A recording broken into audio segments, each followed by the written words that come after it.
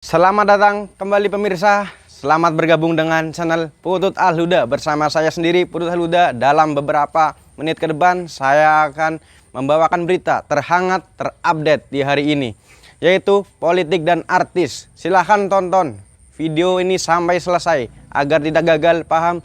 Salam waras, salam NKRI. Dituding biang kerok perpecahan, Anies Baswedan malah senang dan anggap kampanye gratis. Jakarta, Anies Baswedan buka suara terkait dengan isu polarisasi yang selalu disematkan kepadanya jelang Pilpres 2024.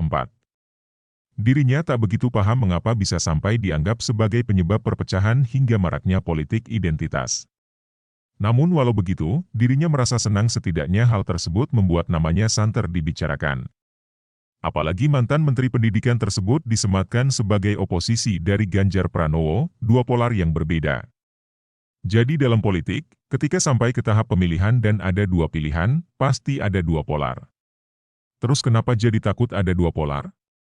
Mau diganti siapapun juga akan terjadi begitu, namanya juga dua pilihan, ucap Anies, dikutip dari kanal YouTube Total Politik, Selasa, 3 Januari 2023. Bakal calon presiden 2024 yang telah dideklarasikan Partai Nasdem itu malah berterima kasih dengan banyaknya pihak yang menudingnya biang kerok perpecahan. Apa alasannya?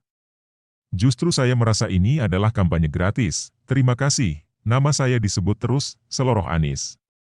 Anies menekankan tidak ada yang perlu ditakutkan dari polarisasi.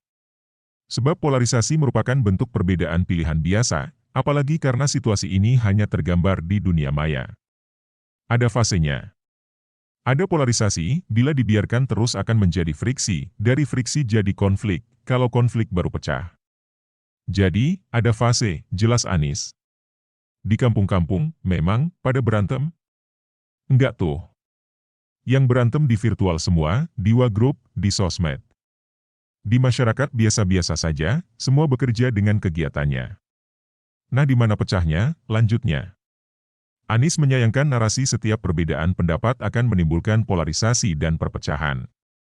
Terus kemudian dicarilah kambing hitam, imbuh Anies, seolah menyindir orang-orang yang menudingnya mengakibatkan polarisasi.